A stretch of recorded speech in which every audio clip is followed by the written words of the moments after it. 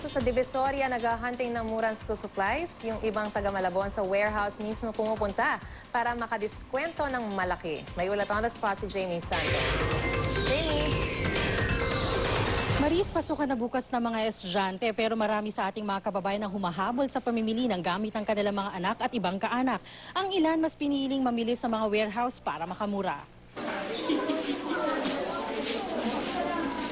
Abalang-abala sa pamimili ng gamit pang eskwela ang ilang magulang na aming dinatnan sa isang warehouse sa Malabon. Mas mainam raw na rito mamili sa mahal na mga gamit ng mga bata ngayon.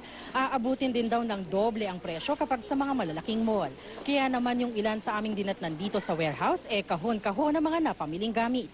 Nakumpleto na nga raw nila yung gamit ng kanilang mga anak, maging ng mga pamangkin, mula bag, notebook, pencil case, papel at ballpen, lapis at mga crayons.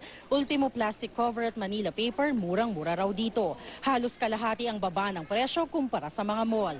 Sa mga hahabol sa pamimili ng gamit pang eskwela, bukas hanggang tanghali ang warehouse na ito sa Malabon.